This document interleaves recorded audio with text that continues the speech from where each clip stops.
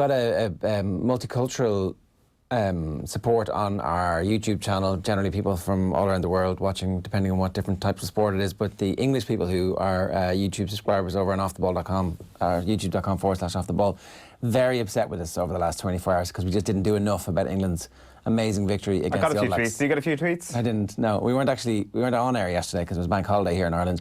Eddie on YouTube. The channel's gone extremely quiet with regards to rugby. I wonder why that is. Black and White Till I Die is actually a Newcastle fan.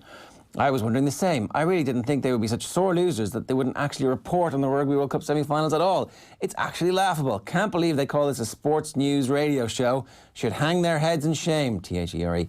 Joke comes to mind. Amateur jokes. A-M-A-T-U-R-E. Amateur.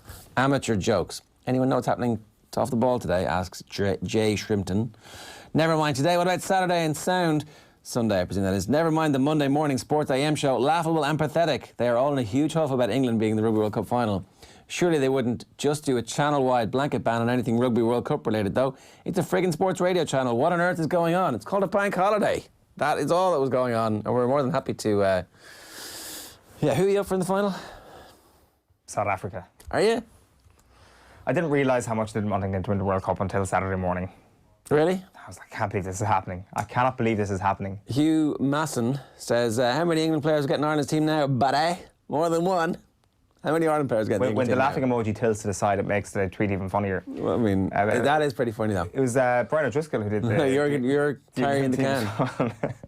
I was the let's get used to being superior line guy. Yeah. So thankfully, I'd like to think that... Have those memes all died, or are they going to make a comeback now? Thankfully, they were largely used up and they absolutely pulverised us in the first game of the Six Nations. They made a little bit of a resurgence. I'm sure we could dig some of them out over the course of the show today. We can. They were kind of reused a little bit when we had our record defeat at Twickenham. Which, again, not an ideal year for that to happen. The memes, Tommy, the memes. What was the line? Get used to being superior. Get used to being superior. Oh, and Tommy got distracted. He wasn't... he was... fixing the coming up there, which is coming next. To be fair, I was vindicated. We did become world #1 after that moment, so... I believe they call that a Pyrrhic victory. I can't believe England are actually world #1 for the first time since, like, 2004. Is it? That's been so long? It's a long old time, so maybe we should have soaked in being top of the pile for a little bit longer. Yeah, that whole week and a half or whatever it was. South Africa? You want South Africa to win the World Cup?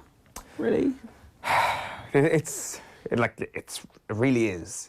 Really is a very, very tough call. I know you would have placed Wales on top of the pile of people you would not like to see the World Cup.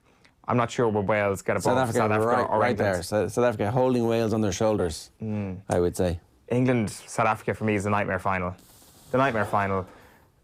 There is little to like. To be fair, actually, as time's gone by, this England team's getting a little bit more likeable. Oh, yeah. You've got to admire the performance on Saturday morning. An issue.